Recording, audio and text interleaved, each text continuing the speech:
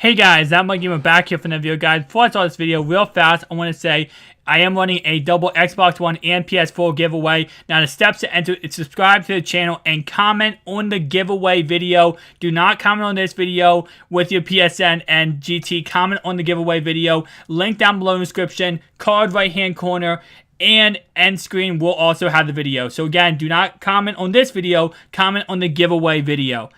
Let's get right into the video.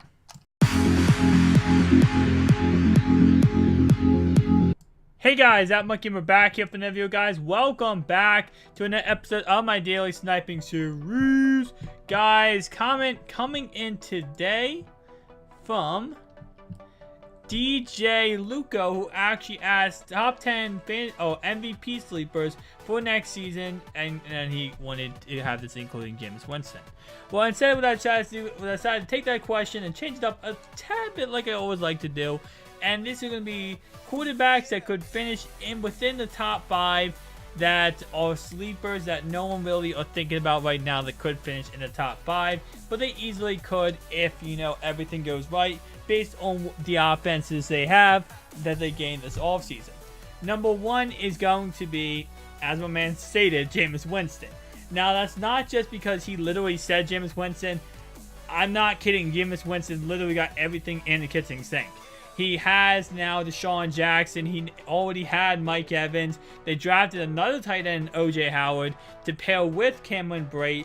Doug Martin might be out for 4 games, but they still have Charles Sims and Rodgers, who last season proved he could be a number 1 starting halfback. So they got 2 starting halfbacks with their halfback out for 4 games, then coming back, plus 2 really star elite tight ends, 2 elite receivers.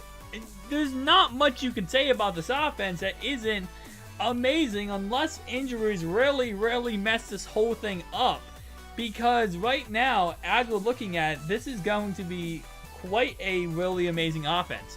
And this is something that, you know, usually offenses change, you know, usually when it's like the offense looks like it's OP, it usually doesn't become OP because of the fact it's overhyped. And maybe injuries happen or players just don't play as good as they're supposed to play in different systems. I kind of feel like there has to be a lot of mess ups to make this not work out. Now, of course, it's always possible. Don't get me wrong. I'm not ever going to say, you know, it's impossible for something to fail. But in this system, I don't think this is going to fail. So Jameis Winston, number 1 on my list for quarterbacks that could fit into the top 5. Number 2 is going to be Eli Manning, and obviously he gained Brandon Marshall. He did lose Victor Cruz, but that's not too much of a loss because he does gain Brandon Marshall. He also has Odell Beckham, Sterling Shepard. They drafted tight end with the first round pick. You know, Paul Perkins in the backfield now. No Rashard Jennings, but that's not too bad. Offensive line wise, they didn't get really any better there, but that's, you know, I digress from that. Other than that, like, their offense is just, they have the receivers now, okay? They have I know they only gained 1 receiver, and I'm acting like, you know, that makes them now this, like, potent offense to go crazy. But the 1 receiver they gained was Brandon Marshall. He's an elite level talented receiver. So him joining the team completely changes around that offense right off the start. Just because of the fact that he's elite level, that can go down the field, catch passes, catch difficult passes, you know, get them into red zone, get them touchdowns and stuff like that. If you want to see a crazy touchdown catch, look up Brandon Marshall versus Richard Sherman last year. Brandon Marshall caught a one-handed catch somehow on Richard Sherman, which, again, Richard Sherman's one of the best cornerbacks in the league. So with that in mind, Eli Manning's my number 2 option.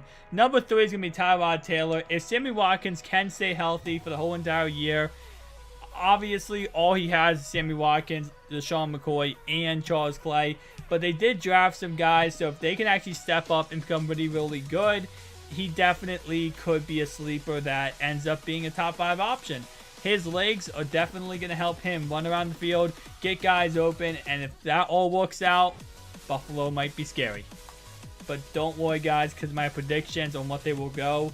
If you guys are going to go check out Fancy Chucks out, my other channel, you can actually see how great I think they're going to do. Next guy we have here is going to be Carson Wentz. Now, Carson Wentz obviously adding Torrey Smith and Alshon Jeffrey will help him in that respect. Now, of course, also adding LeGarrette Blount won't help that much because LeGarrette Blount doesn't catch the ball. But still, nonetheless, it's going to help him a lot, adding more receivers, adding more talent around him, and helping him more develop as a quarterback. This will be his sophomore season, so he will have to really, go in depth and try to, grow this connection with his receivers. Our last guy we have today is going to be Andy Dalton, and obviously he does have AJ Green, he has Tyler Eifert, and of course he does have the newly acquired John Ross. Now, with that in mind, he did also get Joe Mixon to kind of help out with the halfback situation.